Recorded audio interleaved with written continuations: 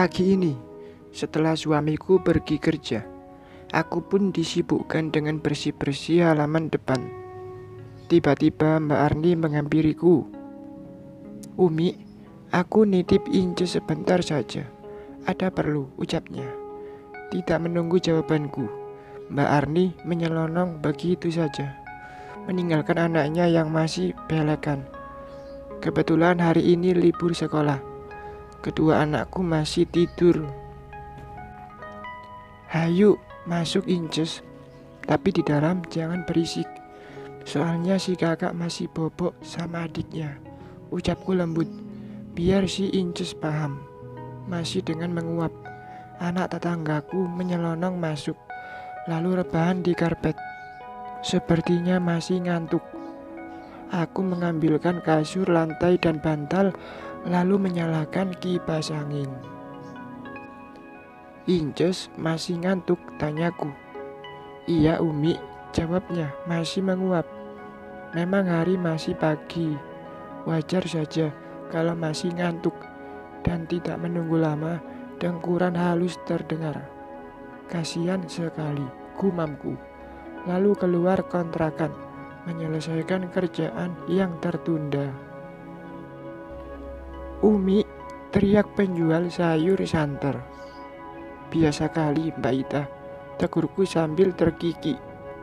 "Hayu diborong." "Yur, sayur," teriaknya lagi. "Nanti diudangi nangis deh," ucapku sambil keluar dari kontrakan. Tidak lama, ibu-ibu datang menyerbu sambil belanja, sambil menggibah gosip yang lagi hangat-hangatnya.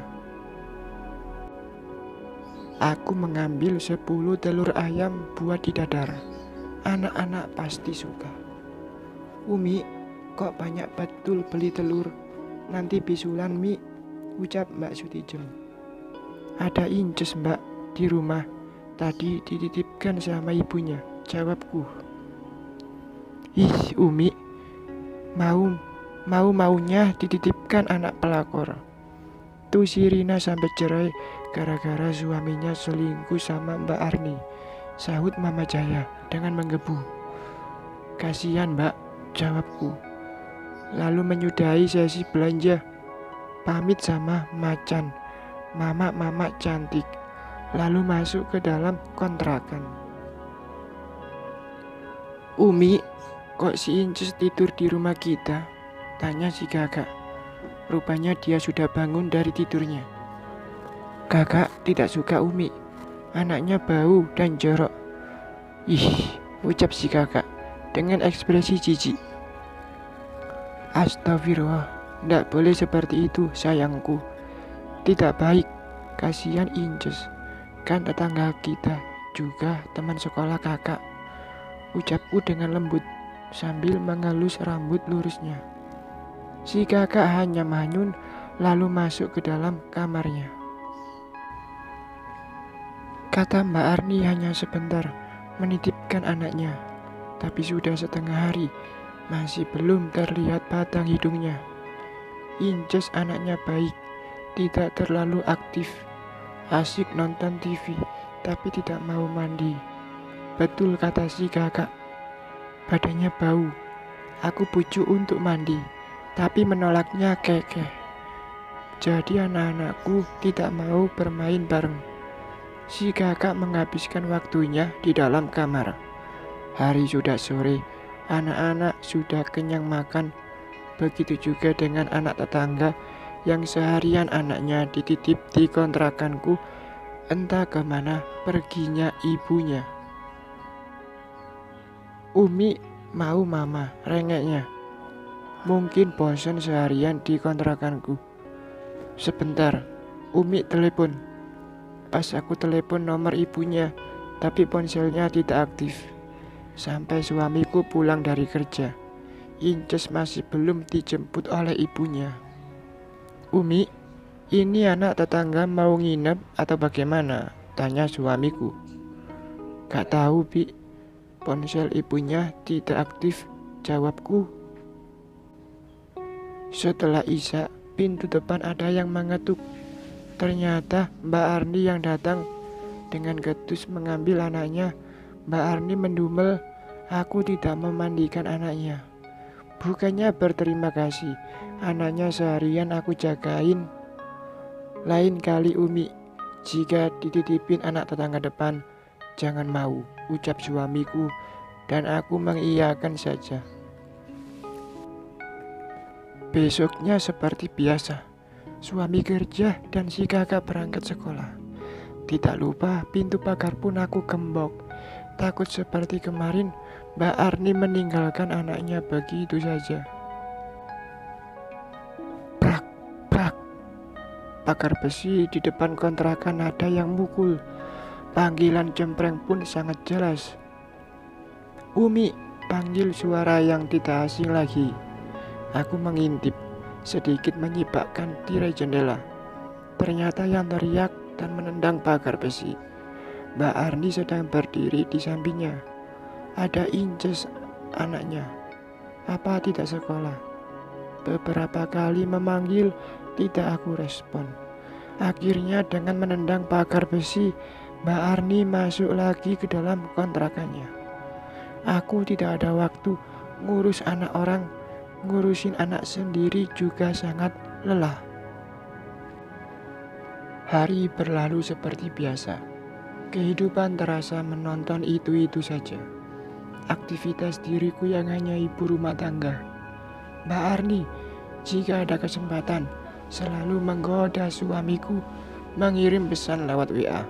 Sampai mengirim foto seksinya dan anaknya seakan dibebankan sama aku. Seperti hari ini di sekolah si kakak. Umi, sapa wali kelasnya si kakak, yang kebetulan sekolahnya bareng dengan anaknya Mbak Arni. Iya bunda, guru, jawabku ramah. Bunda guru yang masih muda ini tersenyum ramah. Ini Umi, tadi mamanya Inces telepon saya, nyuruh nitipin Inces sama Umi, ucapnya. Aku menghela nafas dengan kasar. Kenapa tetanggaku itu lepas tanggung jawab sama anaknya? Maaf bunda, habis ini saya ada acara akikah, jadi tidak bisa dititipkan Inces. Saya mohon bunda telepon mamanya kembali, jawabku dengan tegas. Tidak mau terlalu ikut campur urusannya orang dan mengurus anak orang seharian. Maaf ya bunda, ucapku sambil menangkup kedua tanganku ini. Bunda bu guru pun memakluminya. Bukan urusanku jika harus dititipkan anak orang. Mana ibunya tidak tahu diri lagi. Setelah dari sekolah, aku pun menghadiri acara akikah anaknya teman suamiku. Pulang selepas duhur, anak-anak sudah pada lelah. Pulang dari acara langsung pada tidur. Baru saja badan ini akan istirahat, pintu pagar digedornya sampai mengeluarkan suara bising. Prak, prak, prak. Umi, keluar kau. Jangan ngumpet terus di dalam kontrakan, teriaknya. Tetangga depan kontrakanku sampai mengundang tetangga yang sedang istirahat berhamburan menghampiri. Ada apa Mbak Arni? Tanya Mama Akmal. Aku mau memberi pelajaran sama orang songong, jawabnya. Aku keluar dari kontrakan, lalu menghampiri keributan di siang bolong. Ada apa Mbak Arni? Tanyaku, pura-pura polos. Kenapa kamu tidak ambil Inces dari sekolah? Kan aku sudah telepon wali kelasnya dititip ke kamu, ucapnya dengan suara keras sambil menunjuk-nunjuk wajahku. Aku menghela nafas dengan kasar lalu membuangnya. Pusing juga menghadapi tetangga kurang waras seperti ini. Kalau aku tidak mau ngambil anakmu, apa urusannya denganmu Mbak? Inces bukan siapa-siapa saya, jadi tidak usah membebankan anakmu pada orang lain, jawabku dengan santai. Aneh, anak sendiri tidak dijemput pulang sekolah sama Umi, kok marah-marah, ucap Mama Jaya. Kemarin saja Anakmu masih ileran dititip sama saya.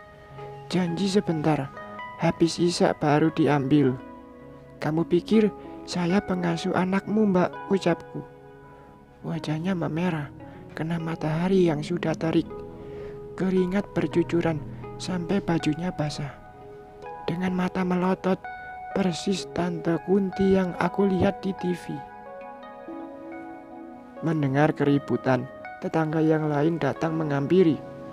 Aku tetap di halaman kontrakku. Ada apa, Umi? Tanya Mbak Sarah datang, sambil menggendong anaknya.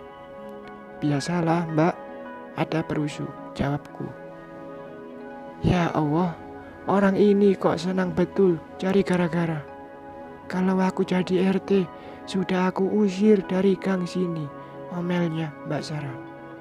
Gak usah diladeni, Umi, pergi saja istirahat, ucap Mama Ami, dan aku pun menurutinya.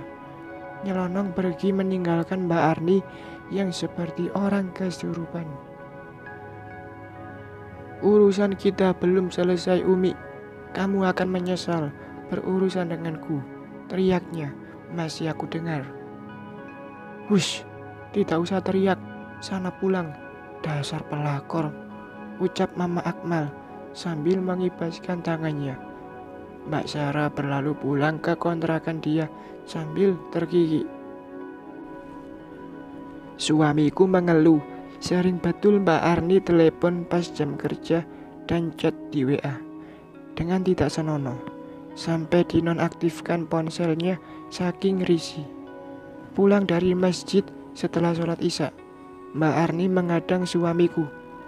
Katanya minta tolong keran air di kontrakannya bocor. Tapi suamiku menolaknya dan mengabaikannya. Umi, ada acara di sekolah besok, ikut enggak? Tanya Mama Akmal. Ikut Mama Akmal, cuman acara makan-makan saja. Rugi kalau gak datang, jawabku. Besok paginya aku sibuk masak untuk acara makan-makan di sekolah. Acara keluargaan. Setiap orang tua harus bawa satu menu masakan. Nanti makan bersama di bawah pohon mangga. Aku masak mie goreng, sosis, dan suwir ayam. Tidak lupa sambalnya dipisah. Siapa tahu anak-anak ada yang mau. Sudah siap, aku keluar kontrakan dengan si adik. Di depan ketemu dengan Mbak Arni. Sepertinya sengaja menungguku. Umi, sapanya halus, tumben. Aku titip Inces sebentar. Mi, aku ada kerjaan, ucapnya. Aku diam saja, sambil terus berjalan. Umi, bisa ya? Sekali ini saja. Pulangnya Inces di rumah Umi dulu, ucapnya memelas. Tidak bisa, Mbak. Anakmu silakan urus, jawabku ketus. Dasar tetangga jahat, tidak bisa dimintai tolong. Orang minta tolong itu dibantu. Katanya situ paham agama, umpatnya tetangga depanku. Tapi aku tidak meresponnya, takut ketinggalan acara makan bersamanya. Di sekolah Inces tantrum, entah apa masalahnya. Ibu-ibu yang membujuknya tidak mempan dengan teriakan dan tangisan anaknya Mbak Arni ini. Ibunya kemana? Tanya kepala sekolah. Sudah ditelepon tapi tidak diangkat, jawab wali kelasnya.